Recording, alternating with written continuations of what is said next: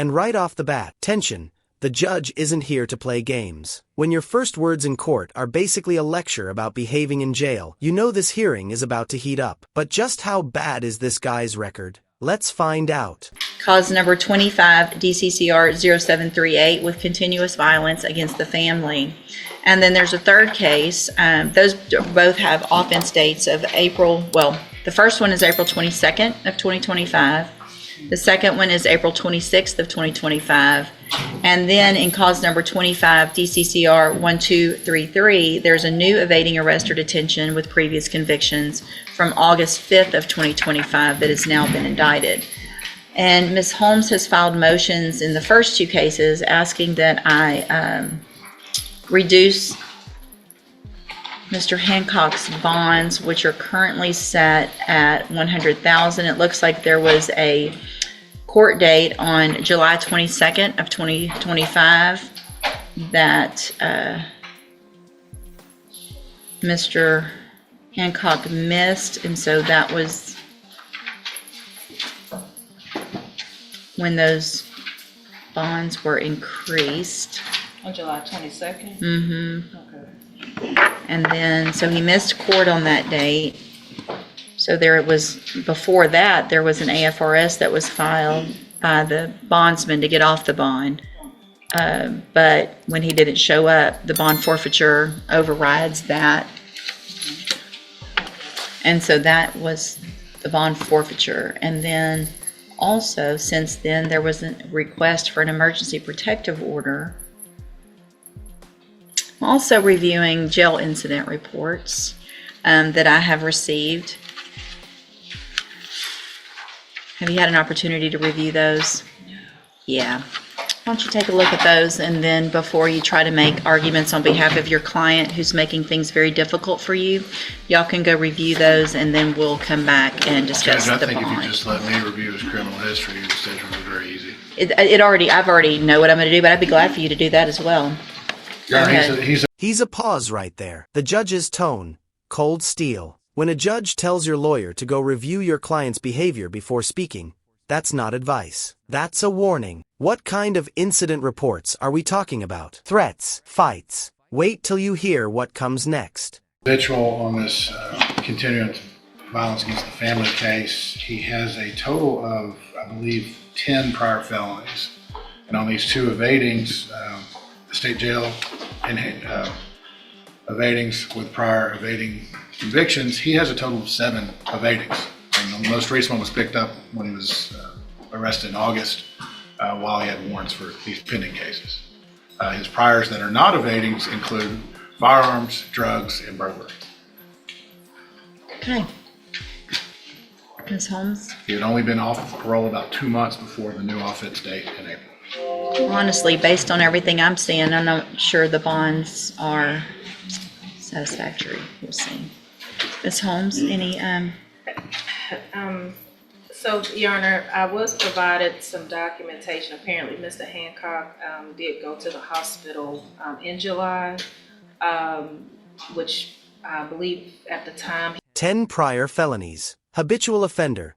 Just 2 months off parole before committing new crimes. That's not just bad luck. It's a legal death spiral. In Texas, habitual status can mean 25 years to life, without much wiggle room. The judge already knows the ending. This is just formalities. Provide that documentation to the bondsman. I'm not sure if he was aware that an AFRS had been filed at that point. He is aware that he needs to behave in the jail. Really? You're aware of that?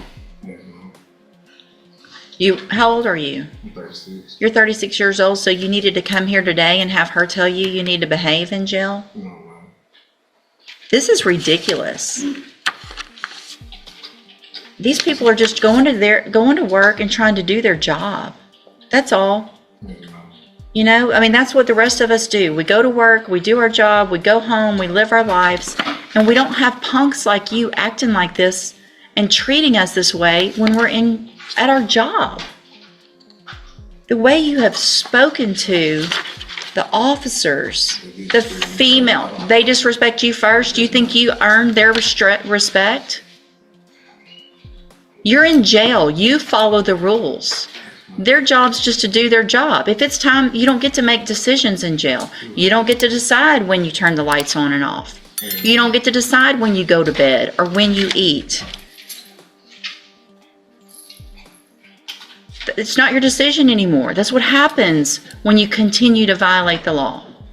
You've lost your right to make those decisions. So it's their decision to try to keep everybody in order out in the jail the best they can.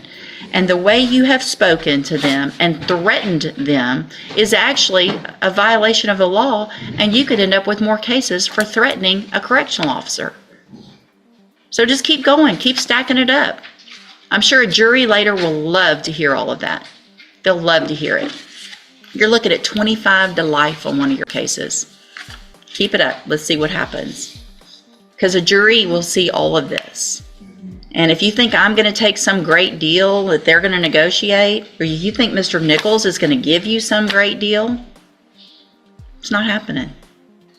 So you're old enough to know better. I'm going to deny the motions for a bond reduction in cause numbers 25 DCCR 0737 and 0738 based on several factors: your criminal history, the fact that you did miss court, the fact that your bondsman had already filed an AFRS, your jail incident reports.